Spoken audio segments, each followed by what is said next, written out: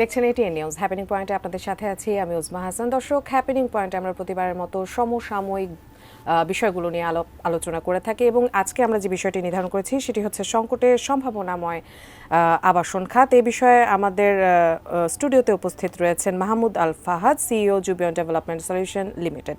আপনাকে অসংখ্য ধন্যবাদ আমাদের অনুষ্ঠানে উপস্থিত হওয়ার জন্য। আপনাকে ধন্যবাদ। আজকে আমাদের বিষয়টি হচ্ছে সংকটের সম্ভাবনায় আবাসন খাত। আমরা আবাসন খাত নিয়ে আজকে আলাপ আলোচনা করতে যাচ্ছি এবং আমি প্রথমে জানতে চাইবো যে আবাসন খাতের এই মুহূর্তে কি অবস্থা? সুবাতাস বইছে নাকি ক্রান্তিকাল চলছে, আপনি কি বলবেন?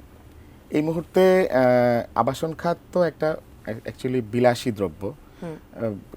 নিড বেসিসে আবাসন খাতে ইনভেস্টমেন্ট যারা করে তাদের কাছে এটা একটা নিড, এটা মৌলিক চাহিদা। ঘর, তাদের বাড়ি হবে, ফ্ল্যাট হবে।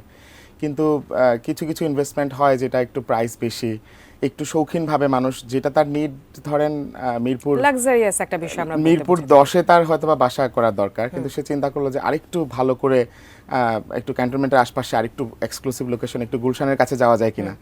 এই চিন্তাগুলো একটু থমকে আছে, কারণ যে কোনো স্ট্যাগনেন্ট সিচুয়েশন, একটু অনিশ্চিত সময় মানেই হচ্ছে একটু এই ধরনের পণ্যের জন্য একটা স্ট্রাগল পিরিয়ড। এটা একদম এটা একটা ইকোনমিক্সের কমন বা যে কোনো একটা মানে মার্কেটের একটা কমন ফিনোমেনা এটা, যে আপনি স্ট্রাগল পিরিয়ড পার করবেন যে কোনো বিলাসী দ্রব্যের, যদি ন্যাশনাল সিচুয়েশন ভালো না হয়। আচ্ছা, তাহলে সময়সীমাটা আপনি কত বছর থেকে ধরছেন যে আমাদের এই আবাসন খাতের? অ্যাকচুয়ালি ড্যাপ যেদিন থেকে নতুন ড্যাপ এসেছে, সেই ড্যাপটা তো একেবারে খুব বেশি প্রি প্ল্যান্ড যে অমুক দিনই ড্যাপ পাস হবে এভাবে ফিক্স ছিল না। সো বেশিরভাগ উদ্যোক্তা তার মতো করে উদ্যোগ নিয়ে যাচ্ছিলেন এবং হঠাৎ করে তিনি মোহাম্মদপুরে একটি জমি চুক্তি সাইন করেছেন যে এটা 20 তলা বিল্ডিং হবে, 15 তলা বিল্ডিং হবে। হঠাৎ করে তিনি সেপ্টেম্বরের 29 তারিখে একটা মেসেজ পেলেন যে ড্যাপ পাস হয়ে গিয়েছে এবং সেই ড্যাপটি তার একেবারে তার ওই বিল্ডিংটাকে 4 তলা করে দিয়েছে, 4 থেকে 5 তলার 5 তলার অনুমোদন দিয়ে দিয়েছে, যেটা 10 তলা বা 15 তলার স্বপ্ন তিনি দেখে সাইন করেছেন, সাইনিং মানি দিয়েছেন।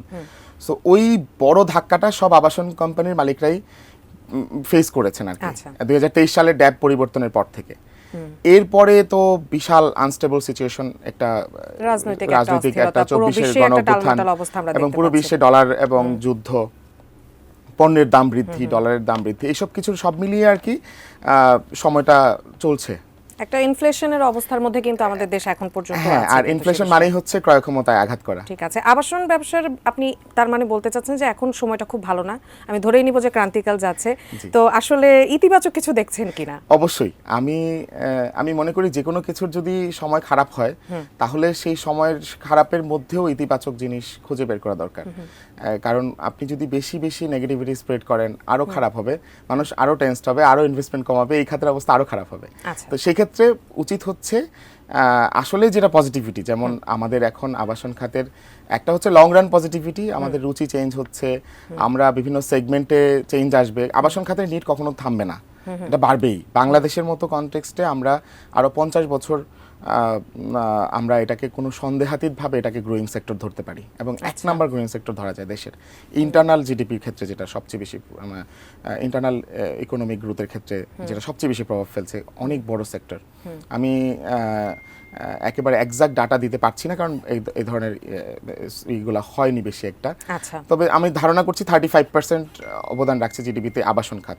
তো আবাসন খাতের এই যে বিশাল একটা জায়গা, এটা আরো 50 বছর থাকবে। অর্থাৎ এই জায়গাটাতে চেঞ্জ আসবে, কেউ হয়তো বা হেলথ ট্যুরিজম আসবে, ডিফারেন্ট টাইপের ছোট ছোট ফ্ল্যাট আসবে, আমরা নতুন নতুন যে ছোট ছোট ফ্ল্যাটের কনসেপ্ট যাবে। শুধু ঢাকা কেন্দ্রিক নাকি ঢাকাকে বিকেন্দ্রীকরণের আপনাদের চিন্তা ভাবনা আছে? ঢাকার বাইরে কি আপনারা চিন্তা ভাবনা করছেন? ঢাকাকে বিকেন্দ্রীকরণের জন্য সবচেয়ে বড় ভূমিকা বেসরকারি খাতই রাখছে। বাংলাদেশে আবাসন খাতের 35% থেকে 40% পর্যন্ত বেসরকারি। একটু জানতে চাইবো যে ঢাকার বাইরে কোন কোন এলাকাগুলো আপনাদের এই মুহূর্তে টার্গেটেড আছে এবং আর এটাকে ওয়াইড করার চিন্তা ভাবনা কোন কোন এলাকা? এই মুহূর্তে ঢাকার বাইরে হচ্ছে বসুন্ধরা, পূর্বাচল, উত্তরা 3rd ফেজ, জলশিরি, পিওএইচএস, এই 4-5টাকেই সব ডেভেলপারই টার্গেট করেছে, কারণ এগুলোর কাছে কমিউনিকেশন পৌঁছে গিয়েছে এবং এগুলো হচ্ছে ভবিষ্যৎ ঢাকার সবচেয়ে গুরুত্বপূর্ণ জায়গা হতে যাচ্ছে, কারণ সচিবালয়, মন্ত্রণালয়, বড় বড় বিল্ডিং, ফিউচারিস্টিক যে ড্রিমগুলো বাংলাদেশের আছে, অলরেডি মেট্রো স্টেশন কানেক্টিভিটি কাজ স্টার্ট হয়ে গিয়েছে। উত্তরা থেকে আমরা জানি যে মেট্রো রেলের কারণে সব ধরনের যাতায়াত এখন খুব সহজ হয়ে গিয়েছে। সো উত্তরা থার্ড ফেজ এখন একেবারেই 1 নাম্বার স্টেজে আছে। গ্রোয়িং সেক্টরগুলোর মধ্যে বসুন্ধরা আছে, একেবারে গুলশান থেকে শুরু করে ওই পুরো জায়গাটার কাছাকাছি বাড়িধারা, এবং পূর্বাচল পিওএইচএস তো খুব ভালো করছে। জলসিঁড়ি একটা গুরুত্বপূর্ণ অবদান রাখছে, এবং বাংলাদেশে আমি বলি যে বাংলাদেশের গেইথ্রন হচ্ছে, মানে নেদারল্যান্ডের গেইথ্রন গ্রামে আমি গিয়েছি, বাংলাদেশের গেইথ্রন হচ্ছে জলসিঁড়ি। এত সুন্দর জলজ ভূমি, এত সুন্দর পার্ক, এটা যেন মনে হয় যেন একটা ইউরোপের পল্লী একটা নতুন করে বাংলাদেশের মধ্যে। আচ্ছা, আমরা কিন্তু বিভিন্ন সমীক্ষায় দেখতে পাচ্ছি যেটা মধ্যবিত্তের ক্রয়সীমার কিন্তু বাইরে চলে যাচ্ছে আবাসন খাতের যে বিষয়টি। এটা যেহেতু আমি প্রথমেই বলেছি বা আপনিও বলেছেন যে একটা লাক্সারিয়াস বিষয়ের মধ্যে, ক্রয়ের বিষয়ের মধ্যে চলে আসে, তো সেখানে তাহলে ক্রেতা কারা বা আপনারা কাদেরকে টার্গেট করছেন? ক্রেতা তো অ্যাকচুয়ালি মানে প্রত্যেকেই ক্রেতা। আবাসন খাতের ক্রেতা একেবারে যে কোনো মানুষ, মানে আপনি যিনি মানুষ হিসেবে জন্মেছেন তারই স্বপ্ন হচ্ছে তিনি কিনতে চান, তার যোগ্যতা শুধু অর্জন করার অপেক্ষা তিনি করছেন প্রতিদিন।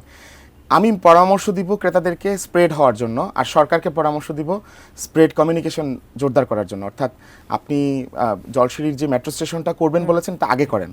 আপনি পূর্বাচলে, সরকারকে বলছি যে আপনি পূর্বাচলের যে মেট্রো স্টেশনটা করতে চাচ্ছেন, মস্তুর স্টেশন, সেটা খুব দ্রুত কাজ শুরু করেন, মানে যাতায়াত ব্যবস্থা, তাহলে মানুষ দ্রুত পূর্বাচলের দিকে বা দূরত্বের দিকে যাবে, দাম কমে আসবে। আর আমাদের কাজ হচ্ছে আমরা এই জায়গাগুলোকে, দূরের জায়গাগুলোকে কাছে নিয়ে আসে, কারণ আমাদের রাজধানী শিফট করার মতো বিলাসিতা আমাদের জন্য অনেক বড় কঠিন চ্যালেঞ্জ। আমাদের উচিত হচ্ছে রাজধানীটাকে একটু স্প্রেড করা, পুরো রাজধানী শিফট করার মতো আরো বিশাল কৃষি জমি দখল করে আরো বড় ক্ষতি টেনে আনবে। 550 বিলিয়ন, 100 বিলিয়ন ডলারের চ্যালেঞ্জ। এটা খুব ভালো কথা বলেছেন। না, এখন যেহেতু মধ্যবিত্তের কথা আসছে, আমি একটু জানতে চাইবো যে তাদের জন্য কি কি সুযোগ সুবিধা রেখেছে। নরমালি কিন্তু আমরা খুব একটা দেখি না যে উচ্চ মধ্যবিত্ত বা মধ্যবিত্তরা চাইলেই একটা আবাসন খাতে তাদের ইনভেস্টগুলো করতে পারে, বা এখন যে অবস্থা তাতে ভবিষ্যতে কি হবে সেটাও একটা অজানা বিষয়। আপনি তাদের জন্য স্পেশালি আপনাদেরকে একটু জানাবেন যে এরকম টার্গেট কাস্টমারদের জন্য কি কি সুবিধা আমরা কিছু ছোট ছোট সেগমেন্টের অ্যাপার্টমেন্ট চিন্তা করছি, যেমন 700, 800 এরকম কিছু অ্যাপার্টমেন্ট চিন্তা করছি, এবং অলরেডি কিছু অ্যাপার্টমেন্ট আমরা সেলও করেছি। আচ্ছা, যদি কিছু মনে না করেন, একটু প্রাইসের বিষয়টা বা ভ্যালুটা যদি আমরা একটু জানতে চাই। প্রাইসটা তো হচ্ছে যখনই আপনি সাইজ কম করে ফেলছেন, প্রাইস কমে আসতেছে, সেটা 50 লাখের কাছাকাছি বা নিচে অ্যাভেলেবল হয়ে যাচ্ছে ফ্ল্যাট। পেমেন্টের যে সুবিধা, যেমন ব্যাংক ঋণের যে বিষয়টা, এটার জন্য কিন্তু অনেকেই পিছিয়ে আসে। তো এই ক্ষেত্রে একজন মধ্যবিত্ত যদি সে আবাসন খাতে ইনভেস্ট করতে চায়, তাহলে সে কি করবে? ব্যাংক ঋণ তো খুব খারাপ জিনিস না, যদি সেটাকে মানে মানুষ বুঝতে পারে এবং স্টাডি করে আর পিছিয়ে ভয় না পেয়ে। বরং আমার মনে হয় এখন যেটা হচ্ছে যে আমরা আবাসন খাতে যারা ব্যাংক ঋণ ইন্টারেস্ট যেটা সরকার মানে মানুষ যখন ব্যাংকে দিচ্ছে, সেটা যদি আমাদেরকে সাপোর্ট দেয়, আমরা কিন্তু একটু প্রাইস অ্যাডজাস্ট করে আমরা কিন্তু লং রান কিস্তি দিচ্ছি। আচ্ছা, দিয়ে তাকে কিন্তু শেয়ার ভয় পায়। আমরা হয়তো বা 5 বছরের কিস্তি আমরা তো চাইলে দিতে পারি, আমরা ডেভেলপার কোম্পানিগুলো চাইলে 5 বছর পর্যন্ত কিস্তি দিতে পারি। 10 বছর হয়তো বা পারি না, 10 বছর দিলে এটা অনেক রিস্কি হয়ে যায়, সেক্ষেত্রে ব্যাংক মর্টগেজ নিয়ে দেয়। 5 বছরের জন্য কি এনাফ নাকি? 5 বছরের জন্য এনাফ না অবশ্যই, সেক্ষেত্রে ব্যাংক লোন কিন্তু যেতে পারে। আচ্ছা, এখানে আপনি প্রাইসটাকে কমিয়ে আনার যেহেতু কথা বলছেন, আমি একটু প্রফিট মার্জিনের দিকে যেতে চাচ্ছি। যে কোয়ালিটিটা অনেক ক্ষেত্রে দেখা যায় যে অনেক রিয়েল এস্টেট কোম্পানি কমিয়ে ফেলছে, সেই ক্ষেত্রে তারা প্রফিট মার্জিনের কথা বেশি চিন্তা করছে। সেই ক্ষেত্রে আপনি কি বলবেন তাদেরকে? সেক্ষেত্রে আপনার ডেভেলপার কোম্পানি যারা, তাদের দুইটা কাজ করার আছে। এক হচ্ছে ওভারহেড কস্ট কমানো, টিমের এফিসিয়েন্সি বাড়ানো। তাহলে হচ্ছে তার হচ্ছে যে ওভারহেড কস্টের কারণে সে যে প্রাইসটা বাড়াতে হয়, সেই বার্ডেনটা তার লাগছে না, কারণ তিনি এত বেশি ইফেক্টিভ একটা টিম করেছেন, যারা সবাই দেশের জন্য কাজ করতে চায়, যারা অনেক উদ্বুদ্ধ, অনেক বেশি ইনফ্লুয়েন্সড, তারা চায় যে খুব ভালোভাবে কম খরচে একটা বিল্ডিং করতে। এটা একটা কাজ, কারণ এটা না করলে দেখা যায় যে আপনি একটা সেলস টিমে 50 জনকে নিয়ে আপনি সেলস করছেন, সেলসের রেশিও ব্যাপার আছে, আউটপুটের ব্যাপার আছে, অনেক কস্টিং। তো আপনি কার থেকে নেবেন? কাস্টমার থেকে নেবেন। সো আমাদের টিমের ক্ষেত্রে আমরা ফোকাস করতে পারি যে কত কম এফিসিয়েন্সি এনশিওর করে, কত কম টিম মেম্বার দিয়ে কত ভালো দিতে পারি। আরেকটা কোয়ালিটির জায়গায় সেটা হচ্ছে প্রোডাক্ট কোয়ালিটি। যেমন আমি ব্রিক্স ইউজ করি, আমি চিপস ইউজ করি, আমি যে কোনো কিছু যে রড মানে বার ইউজ করি, আরো যা যা ইউজ করি আমরা, সিমেন্ট। সেই ক্ষেত্রে ড্যাপ পাশের কথা কিন্তু আবারও আসে, আমরা আরো শুনবো। আমাদের একটি বিরতিতে যাবার সময় হয়ে গেছে। দর্শক, হ্যাপেনিং পয়েন্ট এই মুহূর্তে নিয়ে নিচ্ছি একটি বিরতি, আমাদের সঙ্গেই থাকুন।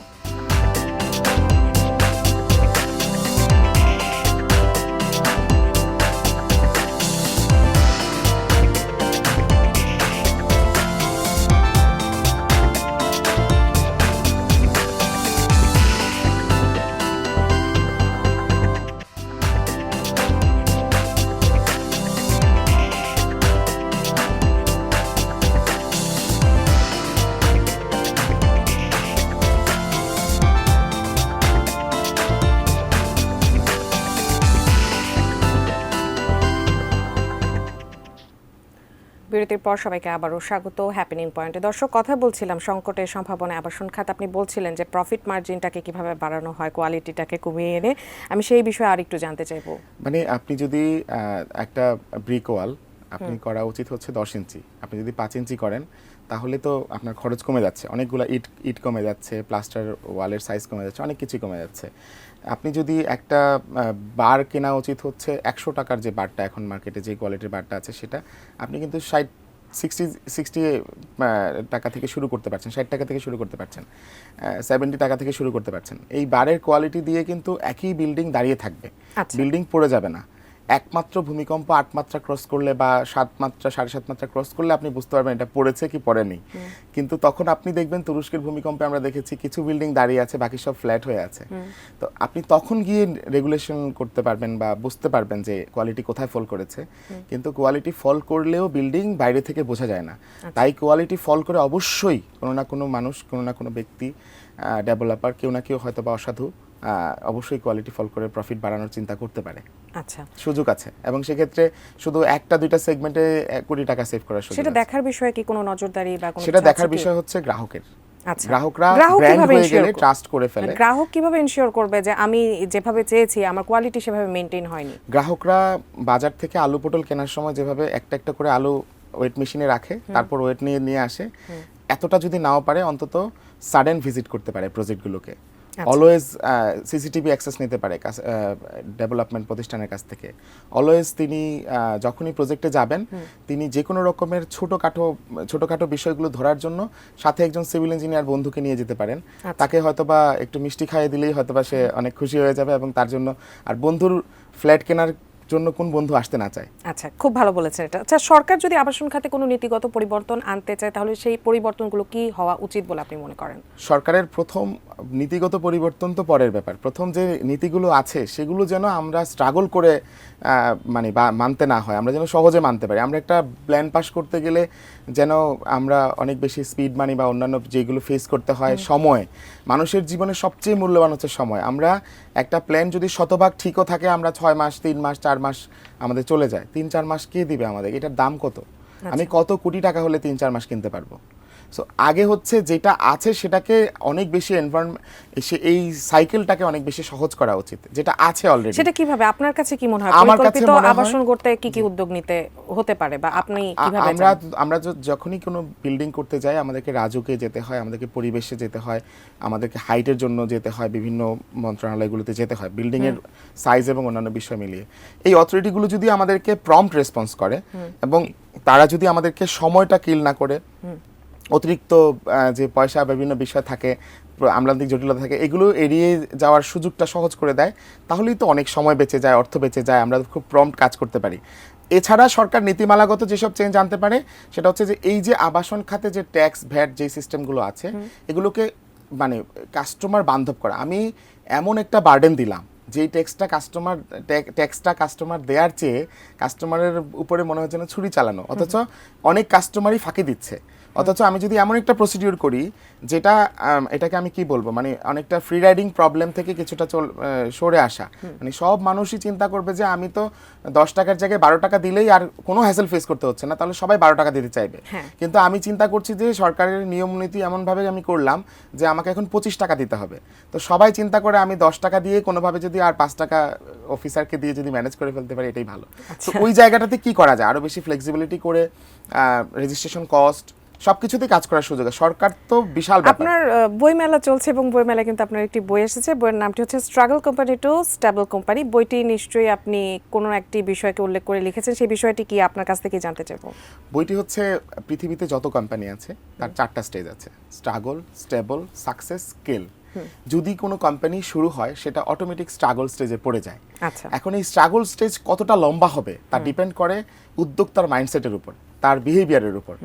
এই যে উদ্যোক্তার কি কি রং মাইন্ডসেটের কারণে তিনি লম্বা সময়, যেমন আমি আমার স্ট্রাগল পিরিয়ড বলেছি এই বইয়ে 11 বছর, আমি 11 বছর ধরে স্ট্রাগল করেছি। আমার স্ট্রাগল স্টেজ আমি 11 বছর পরে আমি পার হওয়া শুরু করেছি। 11 বছর পরে আমি মাইন্ডসেট চেঞ্জ করেছি যে এভাবে কাজ করে না করে ওভাবে করলে, অর্থাৎ আমি পরিকল্পিত পদক্ষেপ নেওয়া শুরুই করেছি 11 বছর পরে। তার আগে আমি আসলে অপরিকল্পিত হাতড়েছি, আমি হাঁটিনি, আমি পথ চলিনি। এই যে একটা ব্যাপার, একজন উদ্যোক্তা স্ট্রাগল পিরিয়ড থেকে স্ট্যাবল পিরিয়ডে যাওয়ার জন্য করণীয় কি মাইন্ডসেট নিয়ে কাজ করবে সে, এটা একদম ধরে ধরে আমি শেখানোর চেষ্টা করেছি আমার বইয়ের ব্যক্তি জীবন থেকে। কাদেরকে উদ্দেশ্য করে লেখা, উদ্যোক্তাদের উদ্দেশ্য করে লেখা? না, এটা আসলে যে কোনো টিম যারা চালাতে চান তার জন্যই এই বইটা পাঠ্য। উদ্যোক্তা তো অবশ্যই। আমি আসলে স্কুল কলেজের বাচ্চাদেরকে বেশি এই বইটা পড়তে আগ্রহী, মানে পড়াতে আগ্রহী যদি আমার সুযোগ থাকতো। কারণ পৃথিবীতে যত উদ্যোক্তা হয়েছে, যারা আমরা স্কেল লেভেলে অর্থাৎ স্ট্রাগল স্টেবল সাকসেস পার হয়ে স্কেল লেভেলে চলে গেছে, মাইক্রোসফট বাংলাদেশে, আমি নাম বলছি না যেহেতু এটা একটা TV show, national TV channel. So যে কোনো বড় স্কেল লেভেলের কোম্পানিগুলোর জায়গায় পৌঁছতে হলে তারা কিন্তু শুরু করেছে স্কুল কলেজ কৈশোর যৌবনে, মানে যৌবনে বলা যাবে না, আসলে কৈশোরে শুরু করেছে। কিছু না কিছু তারা স্টার্ট করে দিয়েছে। আমিও শুরু করেছি, আমার ক্লাস 8, 9, 10 থেকেই আমি কিন্তু উদ্যোগ শুরু করেছি। সো আমি মনে করি যে এই বইগুলো স্ট্রাগল পিরিয়ডটাকে শুরু করার জন্য, অর্থাৎ উদ্যোক্তা হওয়ার চেষ্টা কিন্তু শুরু করতে হবে সবাইকে স্কুল কলেজ লেভেল থেকে, তাহলে সে একদিন উদ্যোক্তা হতে পারবে। কারণ স্ট্রাগল পিরিয়ড পার হওয়ার যতই আমি বই দিয়ে দিই,